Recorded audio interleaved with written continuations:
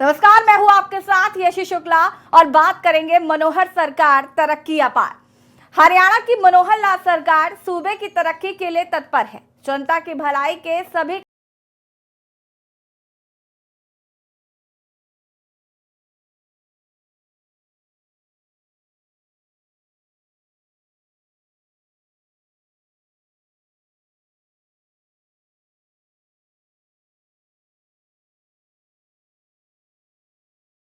हरियाणा की मनोहर लाल सरकार सूबे की तरक्की के लिए हर वो जरूरी कदम उठा रही है जिससे जनता खुशहाल हो और उसे सरकारी योजनाओं का निरंतर लाभ मिलता रहे। चाहे वो जनसंवाद कार्यक्रम हो जिसमें समाधान के लिए सीएम मनोहर लाल तुरंत अधिकारियों को दिशा निर्देश देते हैं, या फिर आम जनता के साथ गरीबों के हित के काम हो। मनोहर लाल सरकार अंत्योदय के भाव से सभी के लिए काम कर रही है। मुख्यमंत्री मनोहर लाल ने हाल ही में विशेष चर्चा कार्यक्रम में शिरकत करते हुए लाभार्थियों के साथ ही डिपो धारकों के ऑडियो कॉन्फ्रेंसिंग के जरिए सीधा संवाद किया। आपकी बेटी हमारी बेटी योजना के लिए भी मनोहर लाल सरकार कोई कमी नहीं छोड़ रही है।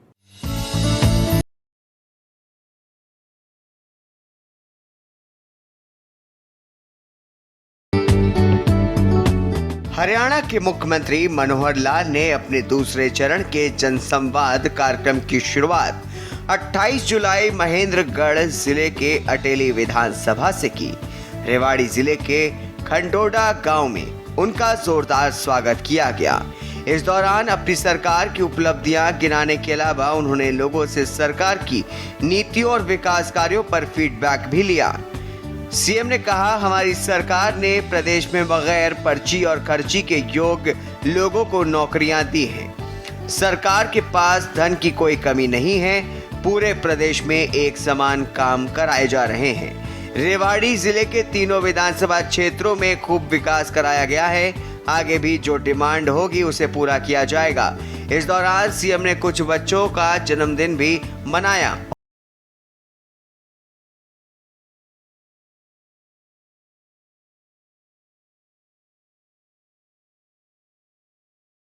और अन्य अधिकारियों के मार्फत लोगों की लिखित शिकायतें ली और जल्द से जल्द उनका समाधान कराने का आश्वासन भी दिया।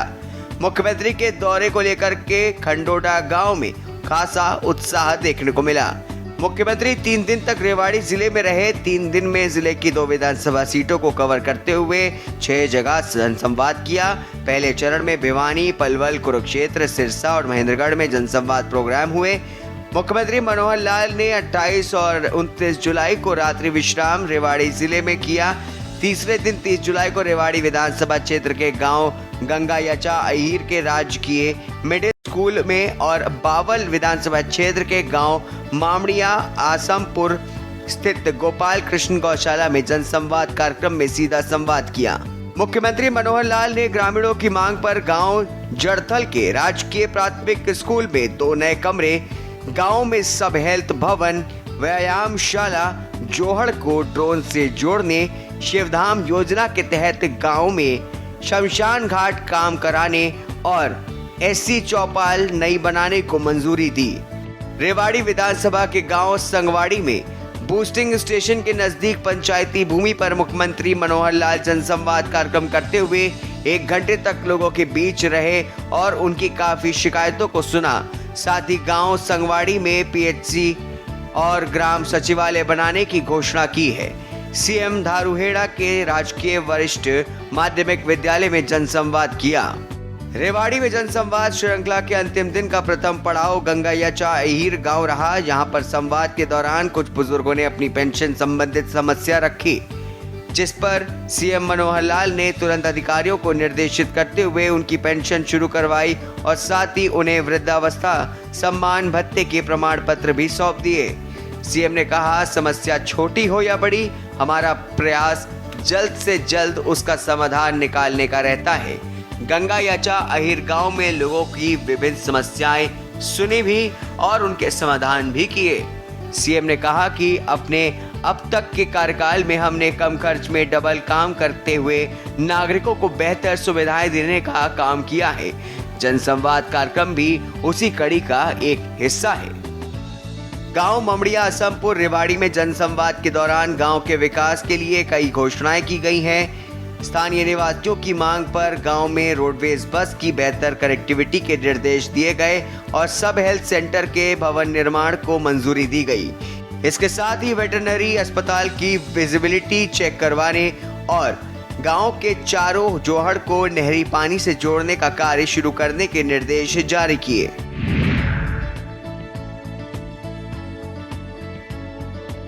मुख्यमंत्री मनोहर लाल ने शहीद उधम सिंह के शहीद दिवस पर कुरुक्षेत्र में आयोजित राज्य स्तरीय समारोह में बतौर मुख्य अतिथि शिरकत की। इस दौरान उन्होंने शहीद उधम सिंह के चरणों में नमन किया और कहा कि उधम सिंह जैसे बुलंदानियों की वजह से आज हम खुली हवा में सांस ले रहे हैं।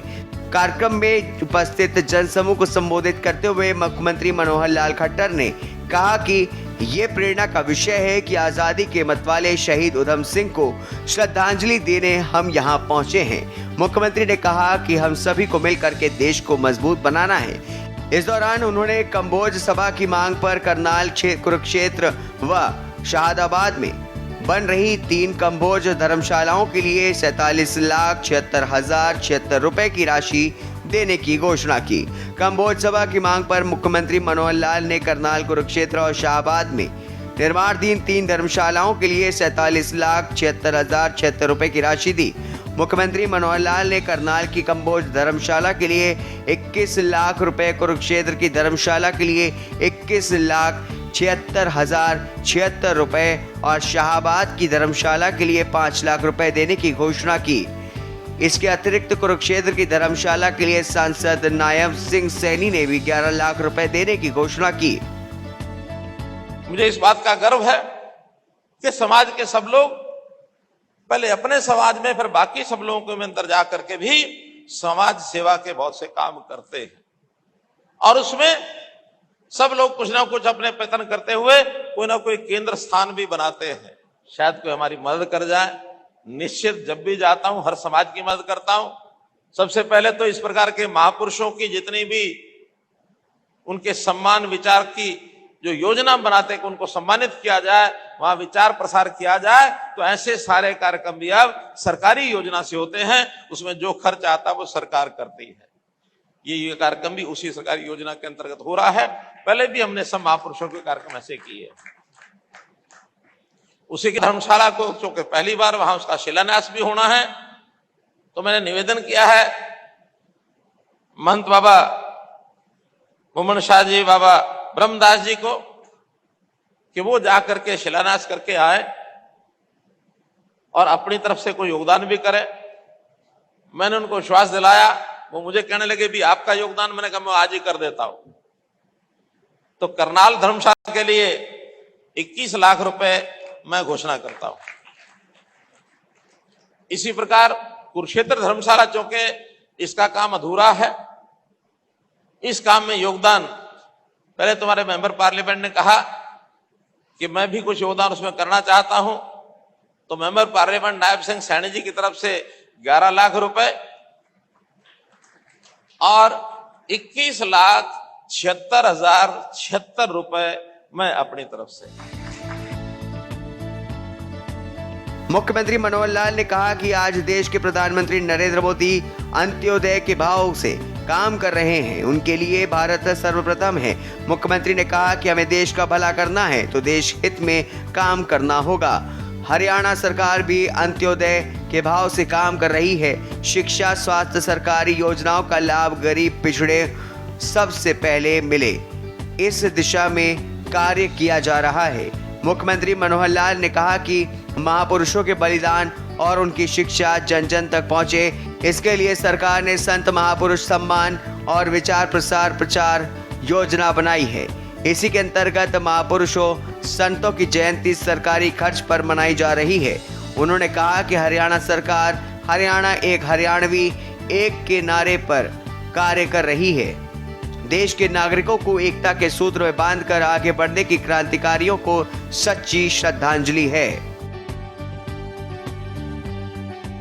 भाई बहनों, हमने सरकार की योजनाओं में बहुत सी ऐसी चीजें की हैं कि हरियाणा सरकार ऐसा मानती है कि हमारे साधनों पर, संसाधनों पर सबसे पहला अगर अधिकार है तो गरीब का है। गरीब को हम कभी भी सरकारी खिड़की पर बुलाने के बजाय योजना ऐसी बनाएंगे कि सरकार उनके घर पर जाकर के उनकी जरूरतों को पूरा करे, चाहे वो उनकी शिक्षा है, चाहे उनका स्वास्थ्य है, चाहे उनकी सुरक्षा है, चाहे उनका स्वाभिमान है, चाहे उसका स्वावलंबन है, सब चीजें सुशासन के माध्यम से उन तक पहुंचाई जाए। ये हमने सरकार में एक बीड़ा उठाया। अगर एक स्वस्थ समाज को बनाना है, एक अच्छी सोच के समाज को बनाना है, तो हमको क्राइम खत्म करना होगा, हमको करप्शन खत्म करनी होगी और हमको कास्ट बेस्ड पॉलिटिक्स इसकी भी समाप्ति करनी होगी। तो भाई बहनों, ये सारी बातें एक विचार के नाते आपके सामने रखी है। मैं जरूर मान के चलता हूं कि आज के इस अवसर पर आप जरूर कुछ ना कुछ विचार करेंगे।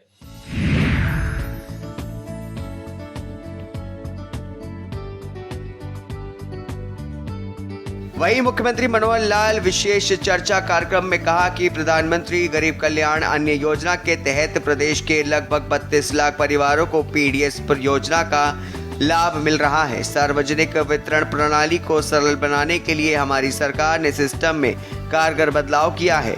अब सब काम पारदर्शी तरीके से ऑनलाइन हो रहे हैं। इससे लाभार्थियों के साथ साथ डिपो धारकों को भी किसी प्रकार की परेशानी का सामना नहीं करना पड़ता है। मुख्यमंत्री मनोहर लाल विशेष चर्चा कार्यक्रम के तहत ऑडियो कॉन्फ्रेंसिंग के माध्यम से राशन डिपो धारकों से सीधा संवाद कर रहे थे। संवाद के दौरान डिपो धारकों ने सार्वजनिक वितरण प्रणाली को सरल बनाने के लिए मुख्यमंत्री का आभार जताया। डिपो धारकों ने कहा कि पहले लोग बार बार हमारे पास आकर राशन के आने की तारीखों का पूछा करते थे। उनके सवालों के जवाब देते देते हम कई बार थक जाते थे। मुख्यमंत्री ने कहा कि पहले लोगों की शिकायत होती थी कि हमें राशन नहीं मिला, राशन कब मिला, हमारा राशन कोई और ले गया है या राशन कार्ड ही कट गया।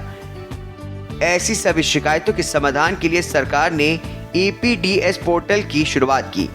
इसके तहत उचित मूल्यों की 9,434 दुकानों पर स्वचालित पीओएस शुरुआत की गई। पुराने राशन कार्ड उनके अंदर सदस्य बढ़ाना, सदस्य कम करना, ये भी आसानी से होता नहीं था। तो ये सब चीजें हमारे माध्यम से ही होती थी, लेकिन अब टेक्नोलॉजी के माध्यम से ये सब चीजें बहुत सरल हो गई हैं, बहुत आसान हो गई हैं। पहले हम अपने रजिस्टर रखते थे, उसके अंदर सब कुछ लिखना होता था और कभी भी उसका जो जांच करने वाले लोग आकर के जांच करते थे। लेकिन आज सब चीज एक प्रकार से ऑटोमेशन के माध्यम से ऑटोमेटिक हो गया है। हमको पीओएस की मशीनें मिल गई हैं और पीएस की मशीन के माध्यम से ही हर व्यक्ति का, कार्ड धारक का हिसाब रखा जाता है कि कितना राशन उसने लिया है, कितना नहीं लिया है। यदि इस महीने कोई व्यक्ति राशन नहीं ले जा सका है तो अगले महीने शेष बचा राशन भी वो ले जा सकता है। इसके तहत उचित मूल्यों की 9,434 दुकानों पर स्वचालित पीओएस मशीनों के द्वारा उपभोक्ताओं को राशन उपलब्ध करवाया जा रहा है।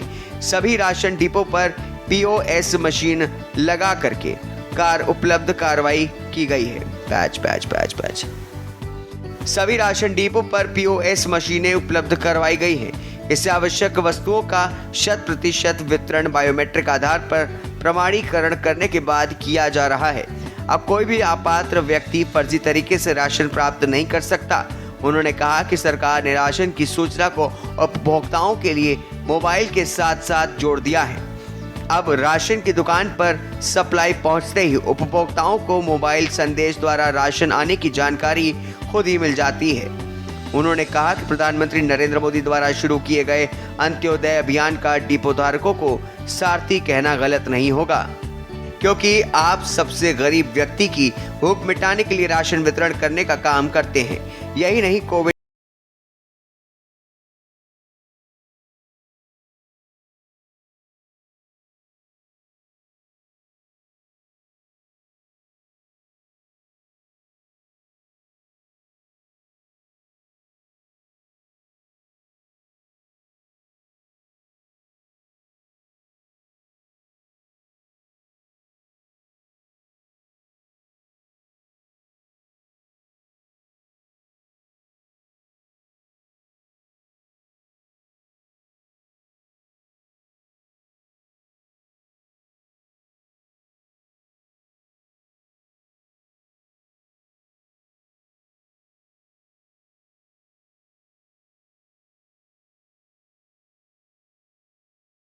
लड़कियों की पढ़ाई बीच में छोड़ने की प्रथा को खत्म करने तथा लड़कियों को स्वावलंबी बनाने के उद्देश्य से बेटियों के लालन पालन, शिक्षा व करियर के लिए कई योजनाएं चलाई हैं। इसी कड़ी में सरकार ने आपकी बेटी हमारी बेटी योजना शुरू की। अब तक 4,30,278 लड़कियों को इस योजना से लाभ मिला है। मुख्यमंत्री धारूहेड़ा से ऑडियो कॉन्फ्रेंसिंग के माध्यम से सीएम के विशेष चर्चा कार्यक्रम के तहत आपकी बेटी हमारी बेटी योजना के लाभार्थियों से सीधा संवाद कर रहे थे। लाभार्थियों ने इस अनूठी योजना के लिए मुख्यमंत्री का आभार जताते हुए कहा कि हरियाणा सरकार की इस योजना से परिवार को न केवल वित्तीय सहायता प्राप्त हुई है बल्कि संबल भी हासिल हुआ है। लाभार्थियों ने कहा कि बेटी जब 18 वर्ष की होती है तो उसकी तकनीकी अथवा उच्चतर शिक्षा या शादी के लिए काफी पैसों की जरूरत पड़ती है। आपकी बेटी हमारी बेटी योजना के तहत मिलने वाली राशि उस समय हमारे लिए मददगार साबित होगी। राज्य सरकार के साथ साथ खाप पंचायतें, धार्मिक सामाजिक संस्थाएं, गृह विभाग, महिला एवं बाल विकास विभाग तथा स्वास्थ्य विभाग ने मिलकर के कार्य किया है। परिणाम स्वरूप लिंगानुपात में सुधार हुआ। जो पहले 870 के आसपास था उसमें सुधार करते हुए 923 तक लाए। वर्तमान में ये भी आंकड़ा 917 से 923 के बीच है। ये एक बहुत ही बड़ी कामयाबी है।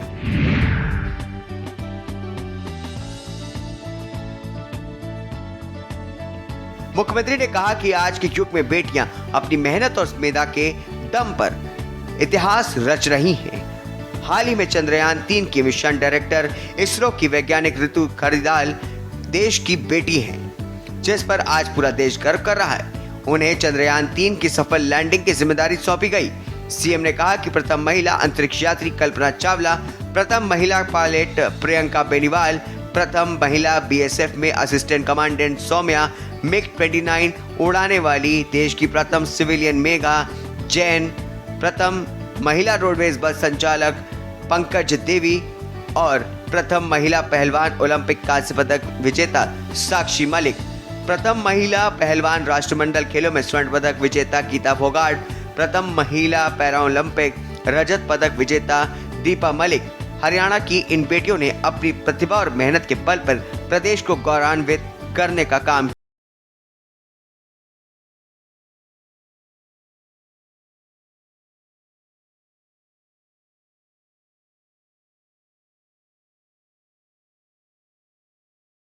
इस कार्यक्रम में फिलहाल इतना ही। देखते रहिए के न्यूज़ इंडिया। नमस्कार।